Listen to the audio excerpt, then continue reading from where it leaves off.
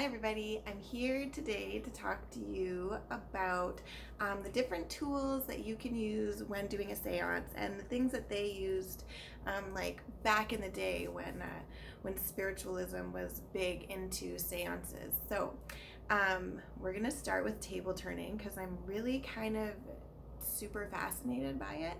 So basically what people would do was they would sit around a round or oval table.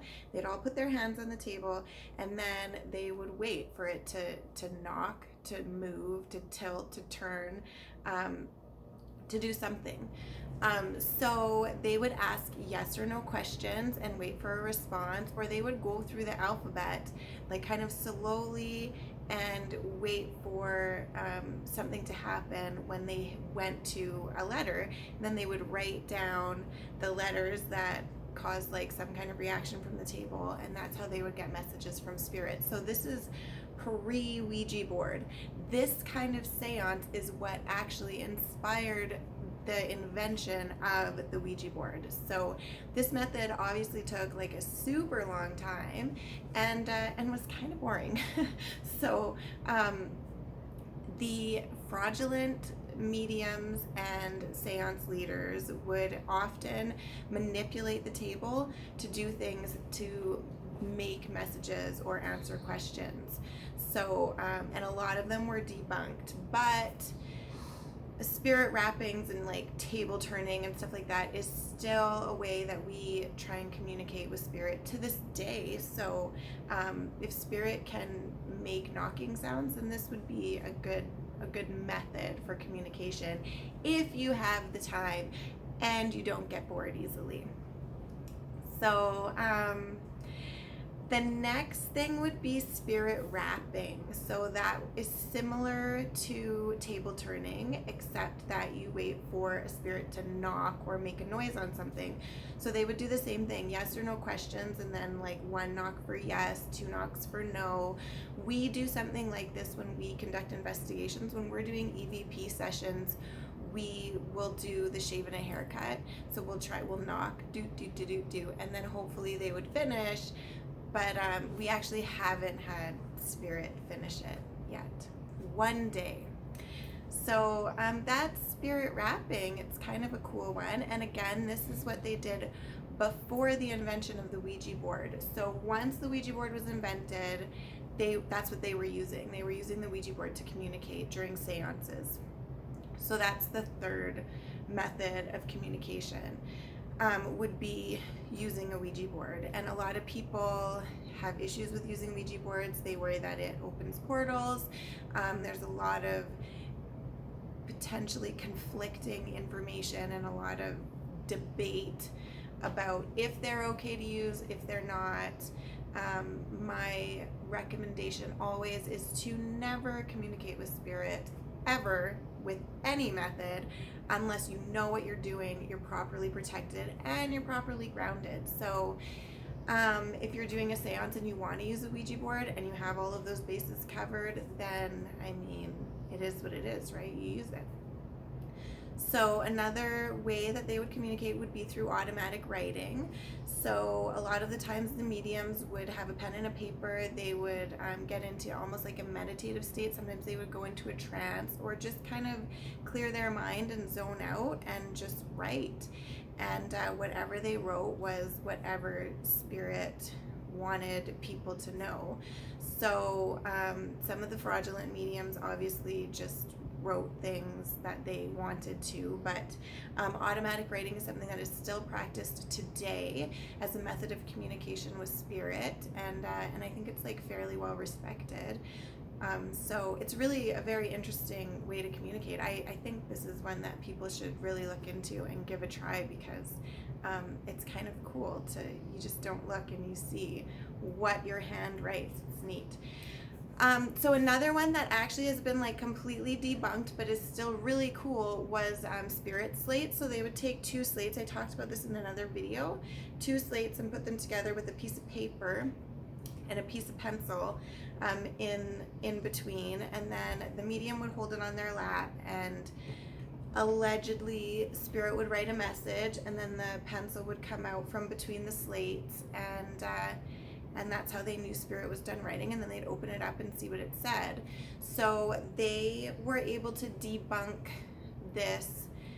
Most mediums were unable to reproduce this this method or this trick under scrutiny, and those that could reproduce it were proven to be frauds. They wrote on the paper before, or they were doing it at the time. So a lot of the messages were really ended up being kind of gibberish, or you couldn't read it. It was illegible because these people are trying to write in the dark between slates. It's like a whole thing. So it's actually been debunked, but it's still a cool theory, and I'm actually going to test it out and see if we can get something to happen with the slates. So another method for communicating during a seance would be pendulums. So you can use a pendulum board. So you would hold your pendulum over the board, and they usually have like yes and no, much like a Ouija board. So they can spell out messages, or you can just hold it and ask yes or no questions of spirit, and then it answers however it answers, yes or no. So you'd have to ask your pendulum what yes is and what no is. And I love using a pendulum. I use one quite frequently, so I think it's like a really good way to communicate with spirit or to communicate with your higher self. So it's a good idea. So another option would be tarot cards. So tarot cards aren't just for reading the future. You can communicate with spirit with tarot cards by asking questions and then flipping a card.